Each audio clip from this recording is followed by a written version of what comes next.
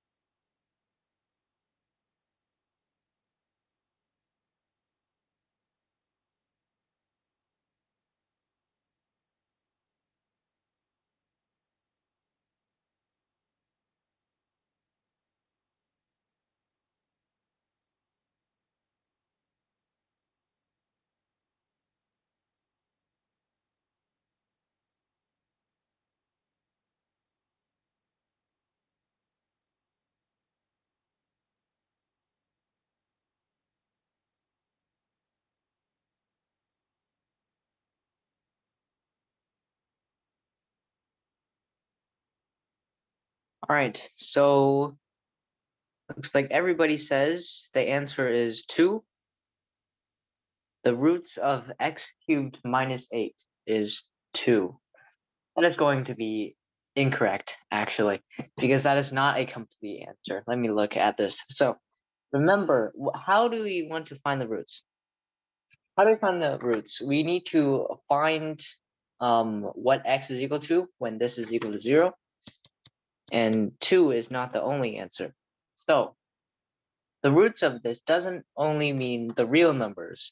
It also means the imaginary roots, which can also have be a root, right? So this, you need to factor this. You need to factor this, and then you can find the roots after solving for x.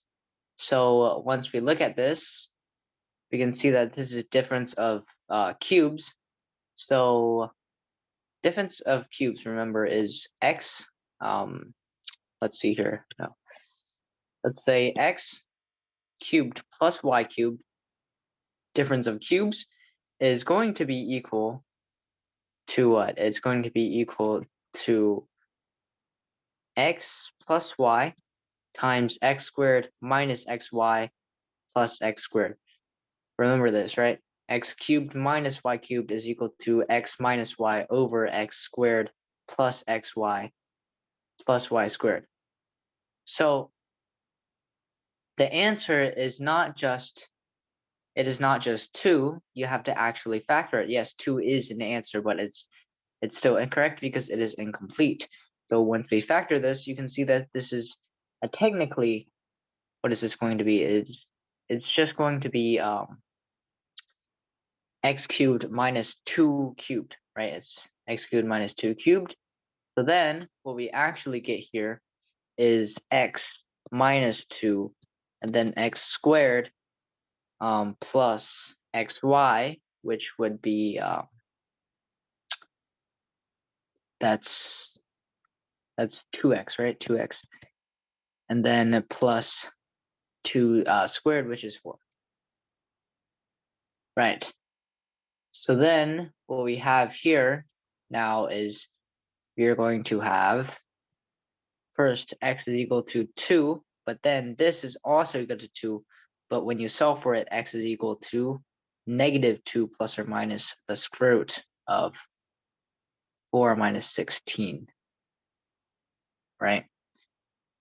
Over 2. So in this case, it's going to be 2 plus or minus the square root of negative 12, which would be 2i square root of 3 over 2, which is -1 plus or minus I root 3 over 2.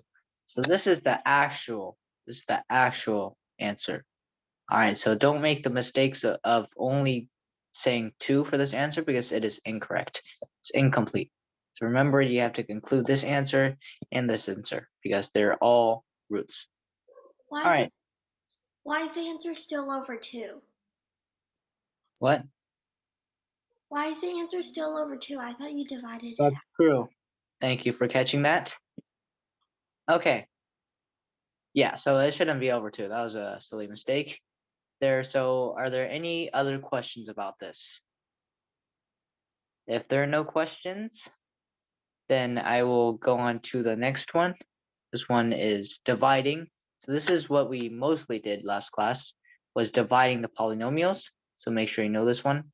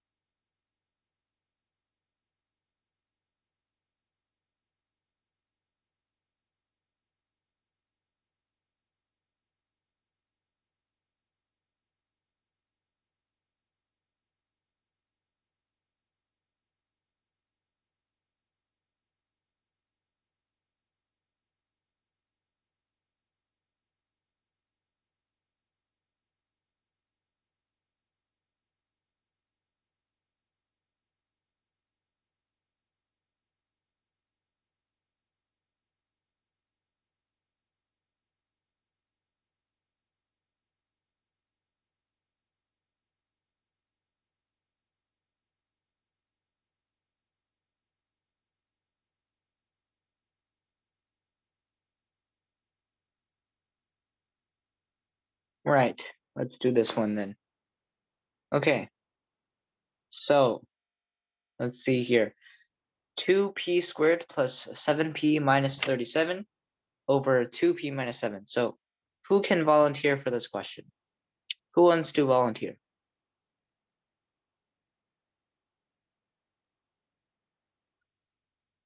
All right, William, go ahead. So first, I did that long division format. So 2p squared plus 7p minus 39 divided by 2p minus 7. So first,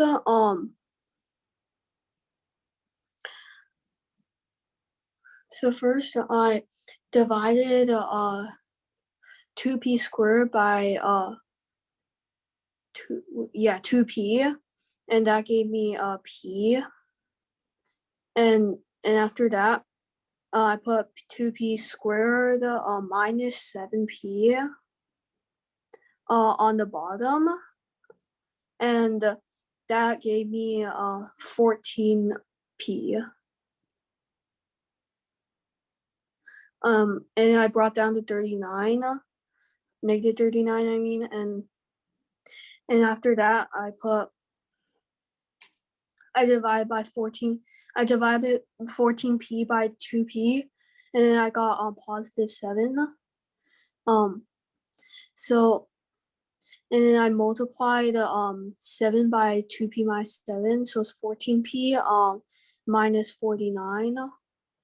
And if you subtract it, it'll give you 10. So what is the answer? So it's p plus 7 and plus 10 over 2p minus 7. Very good. So don't forget it's over 2p over 7, 2p minus 7. That's the remainder. So don't forget to put the remainder too. But very good job. Okay, that's great. So that was long division with long division, right? What about synthetic division now? So this is dividing it by, let's say, synthetic division, because this is just easier. You could have done it long division, but for this one, let's specifically try synthetic division because it's in this format that we like.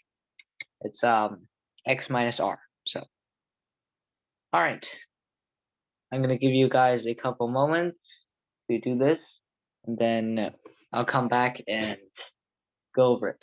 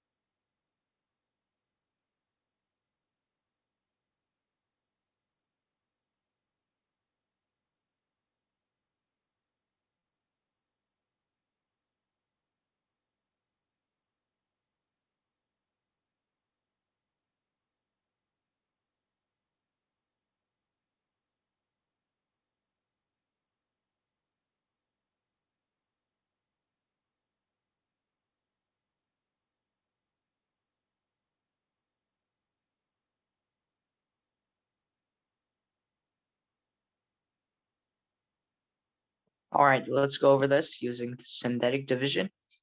So let's see here. Who wants to volunteer this time? Does anybody want to volunteer? How about William again? Okay, William, go ahead. Okay. So I first put the 8. I first put the 8 in that small box, and then And on the first line, I put 1, -7, and -11. And for the second box, oh wait. So first I did it.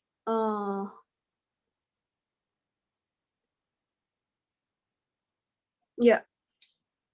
I first brought down the 1 from.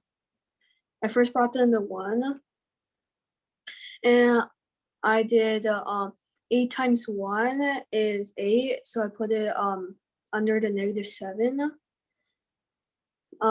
Then I added 8 and -7, and I got 1. I did 8 times 1 again, and yeah, and I did 8 minus 11, which is -3. So the answer is m minus 1 minus 3 over m minus 8. You mean +1? Oh yeah. Right. Yeah, very good. So as you see, this is your answer except 1 power down, and this is your remainder. Okay, very good, very good. Let's just review long division again and synthetic division. Doesn't seem that everybody is too good with it. So, and this was pretty hard if you don't know how to do them, or you haven't been exposed to this very well. So let's just go over our examples. So let's go over this example we did last class. And I think a lot of people don't really understand how the synthetic division works. So we're just going to do this, right? You see, this is quite big. It's very big. So when we do this with long division, it's going to be quite bad. So let's see here. What we need to do first, right? We need to set it up properly. And this is very important because we have to add placeholders. See, we don't have an x to the 4th term, so it's 0x to the 4th. We do have a x to the 3rd term, and going down the list, we don't have an x squared term. So it's 0x squared minus 50x minus 2. So it's actually pretty long, and we divide it with just x plus 3. So the first thing we do here is we can notice how many times does x go into 4x to the 5th? It goes in 4x to the 4th times. And once you multiply this back, you get 4x to the 5th plus 12x to the 4th, and you subtract that again. Remember your parentheses, they're very important. You get negative 12x to the 4th, bring down the negative 30x cubed. So now we continue this process. So how many times does x go into negative 12x to the 4th? We have negative 12x to the 3rd, right? And you multiply back, you get negative 12x to the 4th, right? Minus 36x cubed. And of course, you're subtracting that from this. Don't forget your parentheses, very important. Okay. And what you get is 6x cubed, right? 6x cubed, right? And you bring down the 0x squared. It's good to still bring down placeholders just so you don't get confused later on, right? So how many times does 4x go into x go into 6x cubed? It goes into 6x cubed.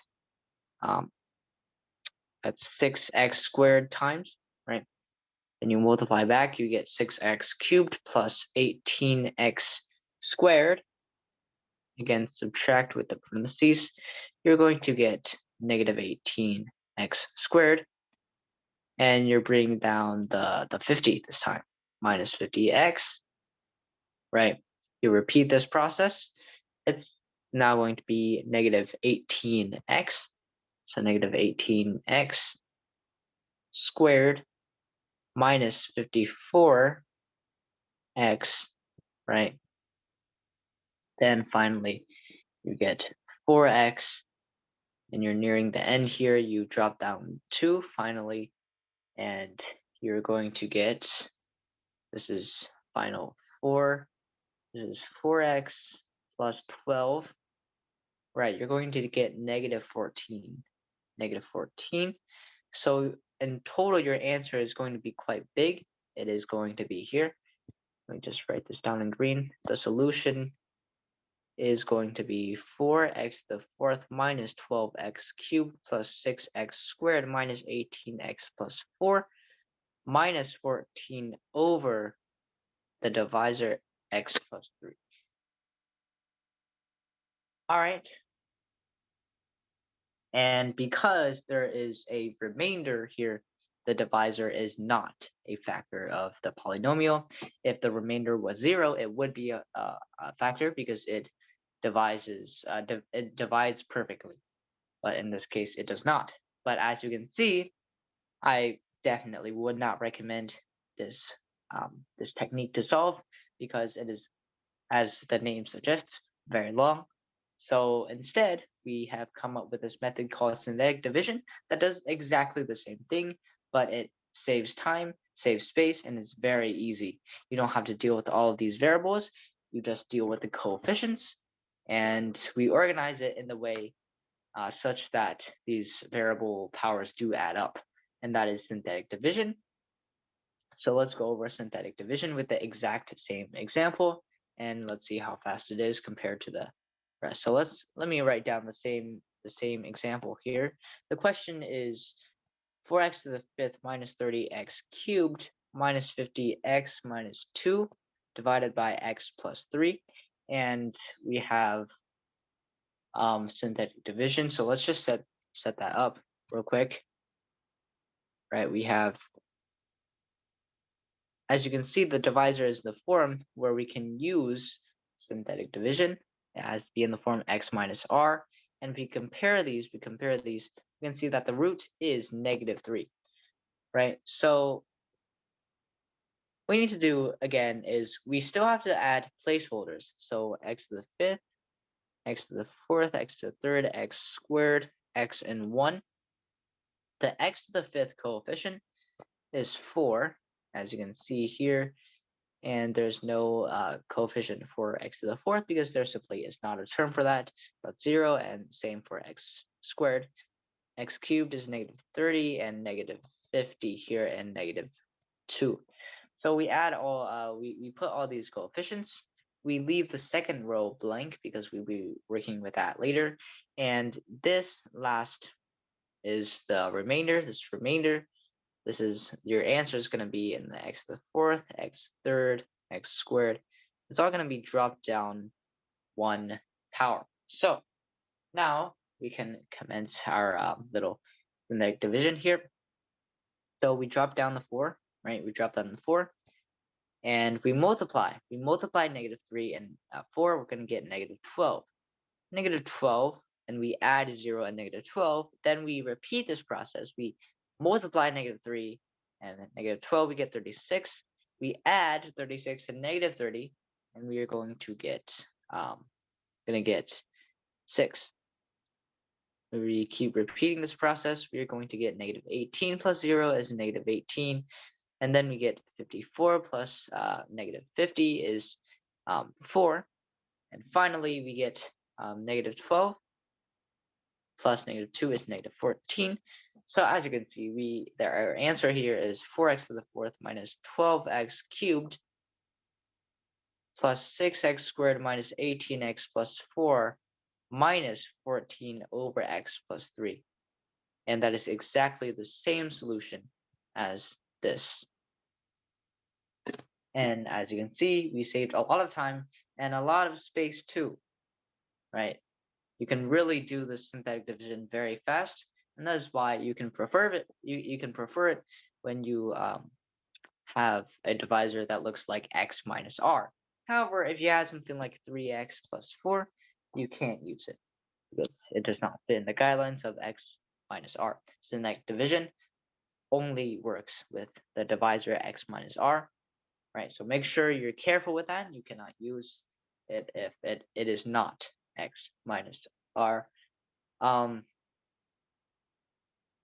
second thought, you technically can use it, but it's very hard.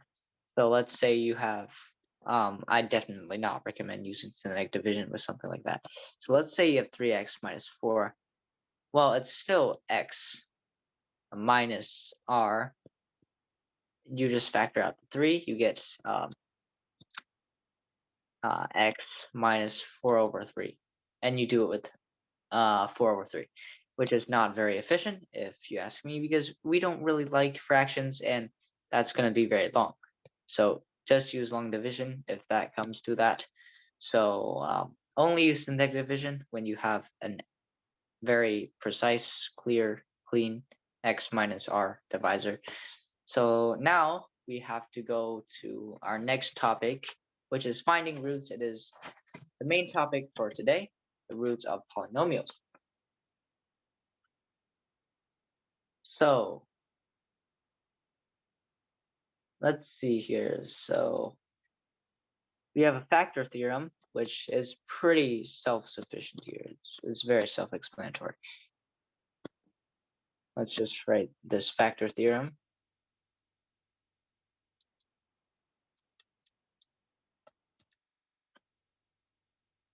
R is a 0 of P of X if and only if X minus R is a factor of P of X. Meaning that if R is a 0 slash root slash X intercept, they're all synonyms. If R is a 0 slash root slash X intercept of P of X, then we know that X minus R must be a factor. Right. So I'm going to give you a couple of practice problems, and we'll go through them. So number one is P of X. Well, let me change the color here. So number one is P of X is equal to 2x plus 3, x plus 7, x minus 8, x plus 1 cubed, 2. 2 is x to the fourth minus 1 is equal to 0. 3 is x squared plus 4 is equal to 0. All right, find the zeros slash roots slash whatever x intercepts. Right, I'm going to give you a couple of moments. Actually, just 1 minute is fine because it's quite easy. This is at 8, by the way. Need to draw that better. Okay. I'm going to give you 1 minute to do this. These are quite easy.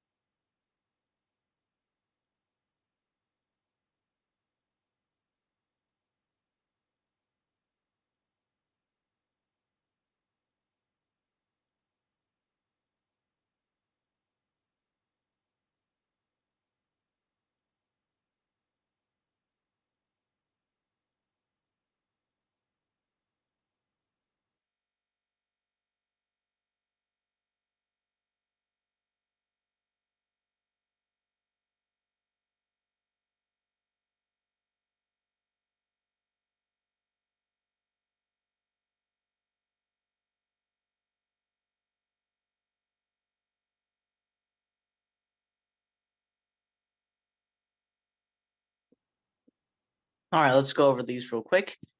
So let's see here. What are the roots of these? So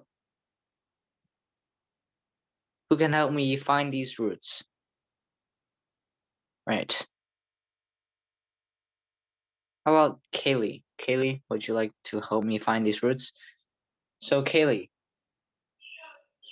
what is the first, what are the roots of this first problem here? Is it -3, -7, 8, and -1? Great, that's the answer. How about let me do another color because it's hard to see here.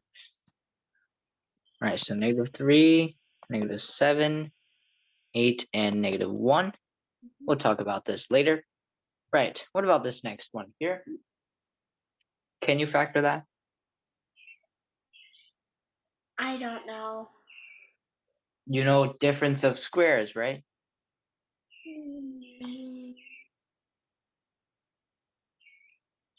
Yeah, What is difference of squares? X squared minus y squared is equal to what? is equal to um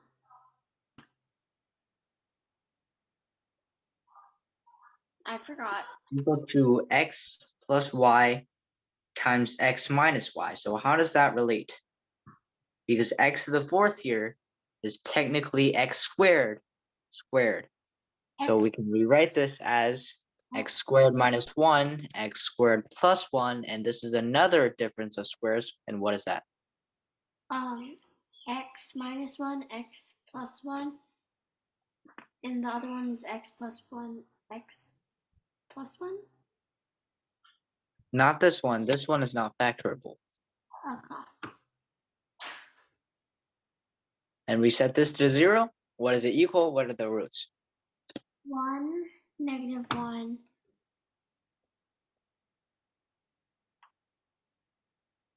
What happens when we take the square root of -1? What is it equal? Uh, imaginary 1, I think. Plus or minus I. So there are 4 roots here, plus or minus 1 and plus or minus I. All right, next, how Uh, would you do this one?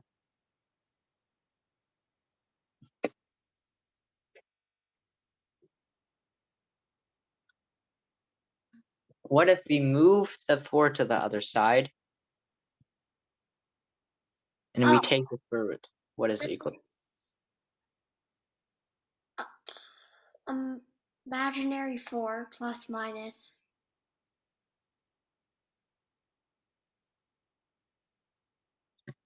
Oh, imaginary 2 plus minus.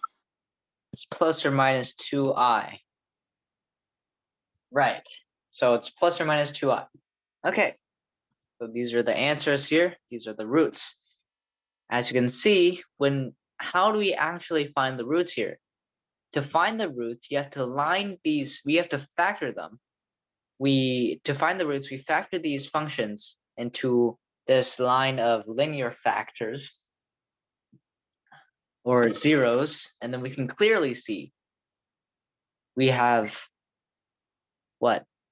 X minus R1, X minus R2, X minus R3, so on, so on.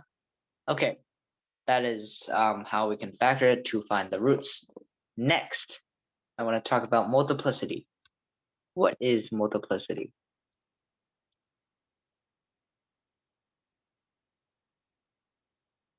This is multiplicity. We denote it as m. All right, what is multiplicity? This, what I'm pointing at here, has a multiplicity of 3. X minus a here has a multiplicity of 1. I am sure you can guess what multiplicity is. It's going to be the power.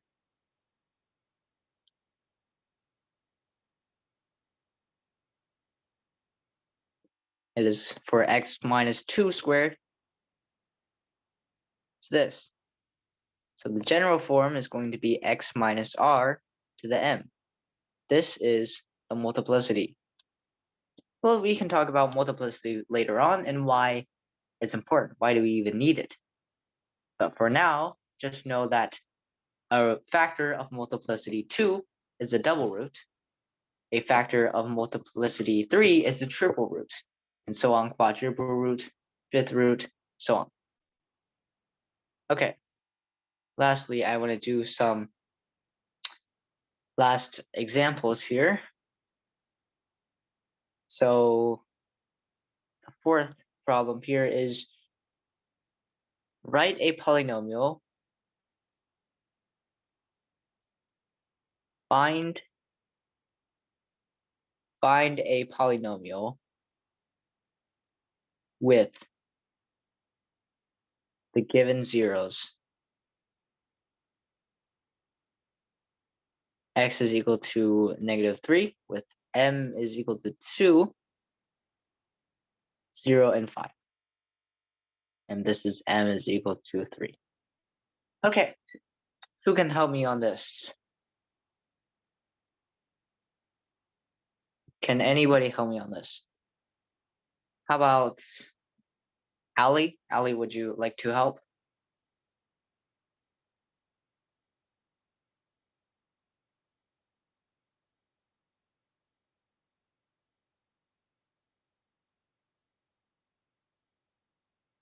Ali, are you there?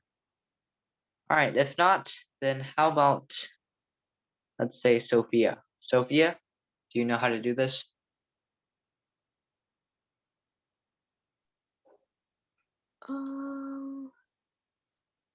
So you need to find p of x with the given zeros. It doesn't have to be, they're literally infinite answers here. Just find any function that includes these given zeros. So let me give you a hint. It's going to be in this form here. So look at p of x over here, this first example. That is what it's going to look like. All of these factors are lined up. Can you do it now?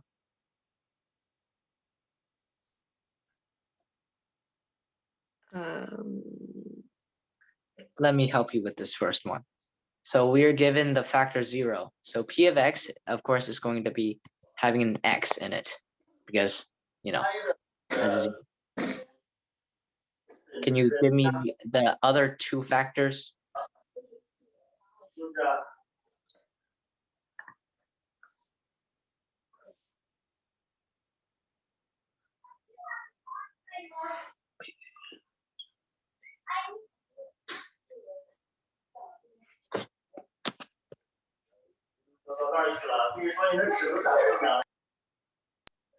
All right, so let me give you another one.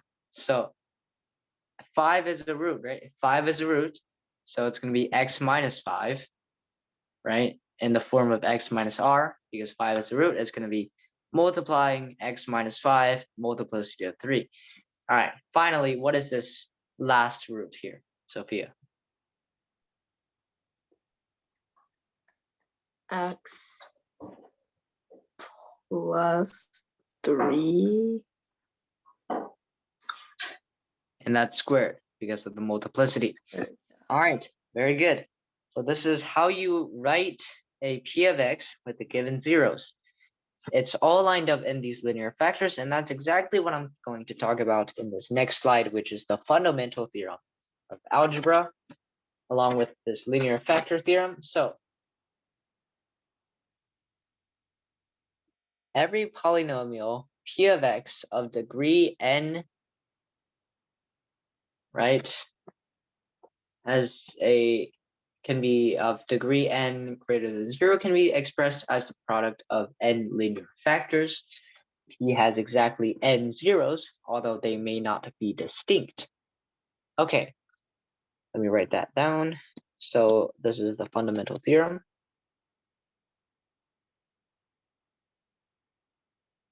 Very important. Make sure you know this. We'll learn how to convert into a fundamental, standard form later on. So fundamental theorem, every p of x of degree n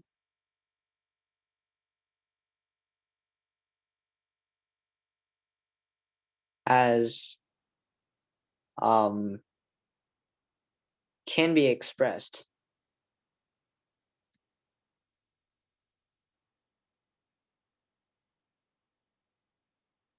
as n linear factors.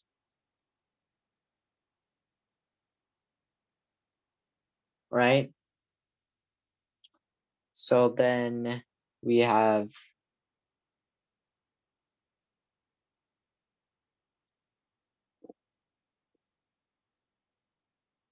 and they may not be distinct. Okay.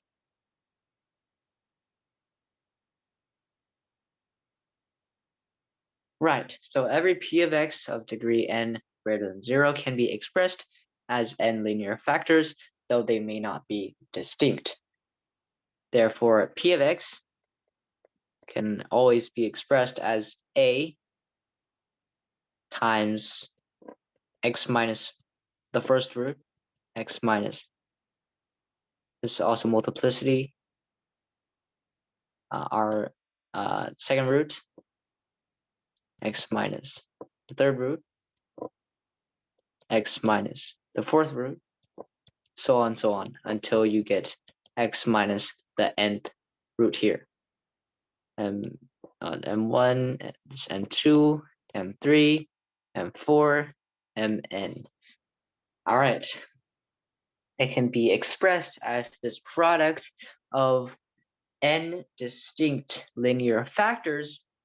Well, not n distinct ones, just n linear factors. Again, they, of course, sometimes they're not distinct. For example, x minus 2 is squared. It's technically two linear factors, except they're not distinct. This is a double root, but it still has n linear factors. So that is the fundamental theorem. You can express every polynomial, right, as a product of linear factors. So let's do a problem here. All right, let's see the next one. Right, okay. This next slide, let me see. Multiplicity, okay. Looks like we have space on this one. Let's just do it on this. All right. So I'm just gonna do this problem here. So can I erase this fundamental here? I'm just gonna erase it, right? It's pretty, should be pretty simple, right? Just gonna clear up space for this next problem here. So hopefully you got that down in your notes. And if not, make sure to look it up, put it in your notes. Okay. If 3 is a double root of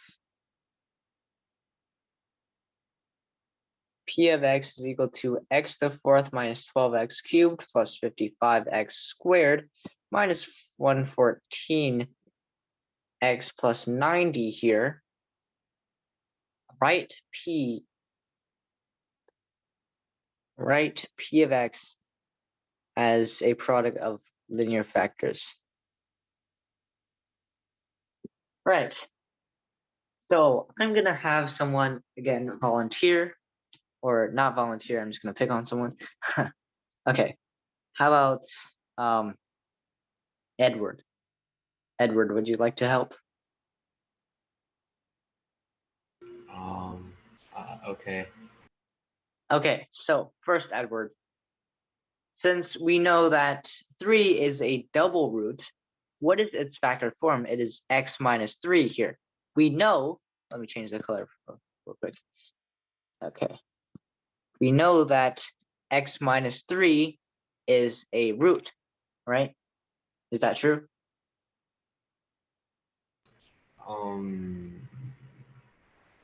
We know that's a factor, right? So then it's a double root. So what does that mean? It has a multiplicity of what? Of 1. It's a double root though. It has a multiplicity of what? It has 2, right? It's squared. So what we can do to find its other linear factors is we can divide x minus 3 from x to the fourth minus 12x cubed plus 55x squared, blah, blah, blah. we can divide x minus 3 from p of x to find the other factors. Is that correct? Yeah. So, well, how do we set up this synthetic division right here? Let me just go ahead and do all of these factors here. So it's 1, negative 12, 55, negative 114, and 90. Okay, and what is the number in this box here? It is 3, because 3 is the root, right? So, Edward, how would you do the synthetic division? Put 3. Right, 3, And then negative 9. okay, Okay, and then 27. right, And then 83. Oh no. Uh, 28, right, yeah. And then uh 84, okay.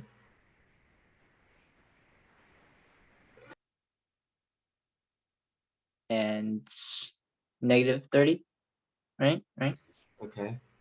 And and then negative 90. guess what? We have a remainder of 0 here. Why do we have a remainder of 0? Because 3 is a root, meaning it's perfectly divisible. Now, what we can utilize here is that the fact that it's a double root, meaning that not only can we divide it once, we can divide it twice. Let's do that again. So how do I do this? Bring 1 down, so 3, negative 6, and then negative 18, Right? and then 10, and then 30. So remainder 0. 0 again. So as you can see, we have perfectly divided this twice. So p of x is now equal to x minus 3 squared times, what is this, x squared minus 6x plus 10. And do we know how to factor this? We don't really know how to factor that. So let's keep it at here for now, but we definitely know that this is a part of the factored form. So let's keep the x minus 3 squared. Then we need to find the roots of this thing. And I don't think they're real roots, so it might be like I or something. Right. So what we need to do to find the roots is we actually need to set this part equal to 0. And we need to use the quadratic formula to find x. So we're finding x for this part, right? This part. Edward, how do we find x using the quadratic formula?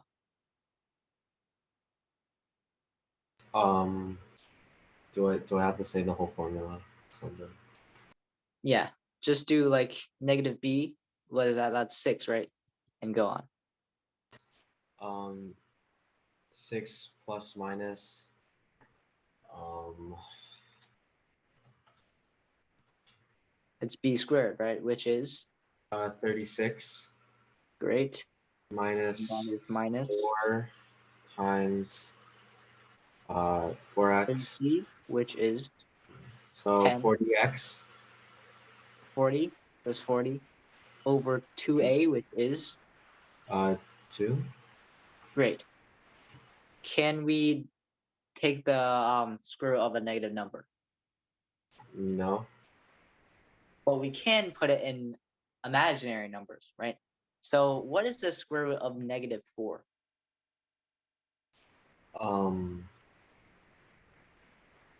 2i. Great, very good. So 6 plus or minus 2i over 2, and that is equal to 3 plus or minus 2i. So these are like the other two roots here. So if you look at these other two roots here, we can, oh, never mind. It's not 3 plus or minus 2i. It's 3 plus or minus just I. Sorry about that. Okay, so 3 plus or minus I, these next two roots. So we know that x minus 3 squared is 1. But what about x plus I? That's going to be x minus x plus I. Well, no, 3 plus I. X minus 3 plus I times x plus. No, not plus. As x minus 3 minus I. So these are the linear factors here. Right. Okay. Are there any questions on this? Edward, do you have any questions on this? If you're comfortable, right? Yeah. Okay, so when you see this big piece of junk here, make sure just use the quadratic formula. 9 times out of 10, you're going to get an imaginary number, so don't be surprised, right? And you're going to have linear factors of x minus 3 plus I here, or something else, right? So finally, we can discuss what the heck even is multiplicity. What is multiplicity? It is the exponent on this factor, and it denotes whether this factor is a double root, a triple root, quadruple root, something like that. And it actually has a lot of function in the graph, right? So let p of x, right, be a polynomial with real coefficients.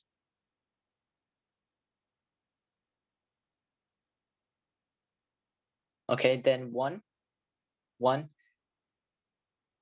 If R is a real zero of even, let me just highlight that, with even multiplicity, then p of x has a turning point at x is equal to r. Number two, if r is a real number, real zero of odd multiplicity. Okay, let me highlight this real quick. Odd multiplicity, right? Of odd multiplicity, then p of x has does not have a turning point. It changes sign.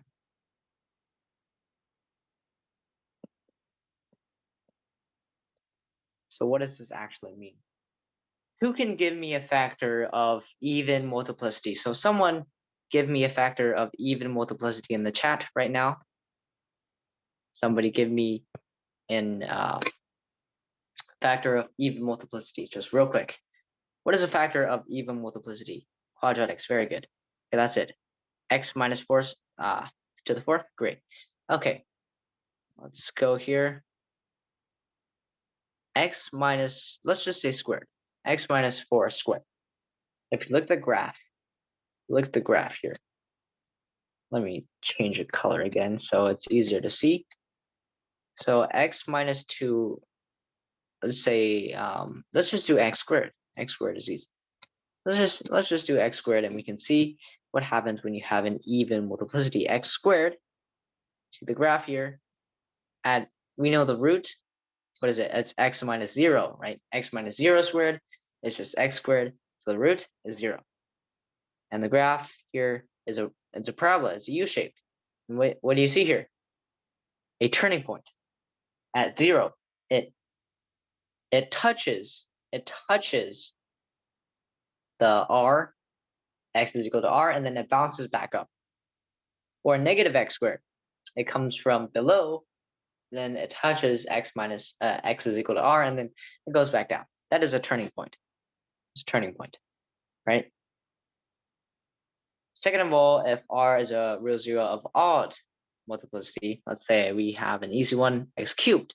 x cubed here, as you can see, at the root 0, it does not change points. Instead, it changes sign.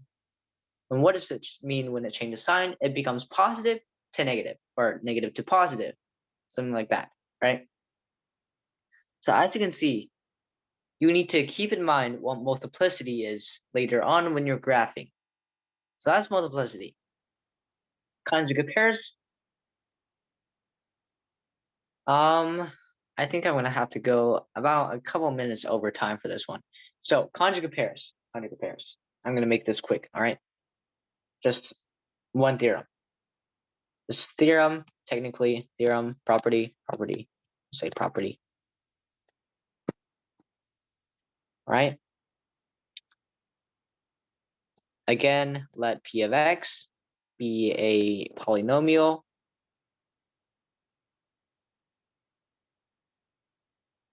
real coefficients,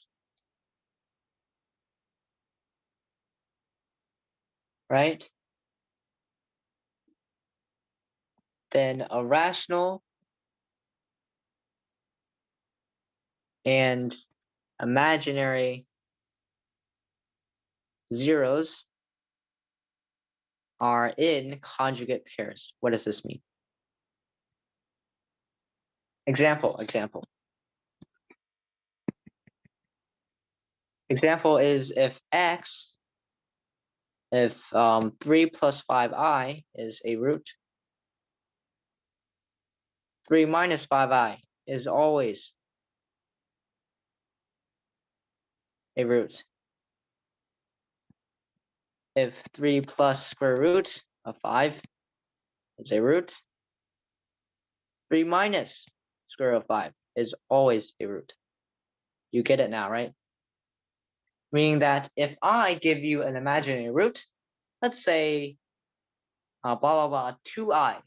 2i is a root of P of X. What is also a root? Negative 2i is also a root. So there's always an even number. There's always an even number of imaginary roots in a polynomial. As long as it has real coefficients. If it has real coefficients, there's always a even amount of imaginary or irrational coefficients. Why does this happen? Why is there an even amount? Because if these roots occur in even amounts, then they cancel each other out and they create real coefficients. That's why the condition of real coefficients is very important. So just make sure that we learn this. If 3 plus 5i is a root, 3 minus 5i is always also a root. They come in conjugate pairs. All right, that's all for today. We don't have time really for an example, but you get the idea, right? You use synthetic division to divide by both roots, and then you can find the rest.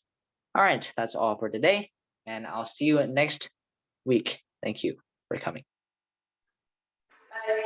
Bye.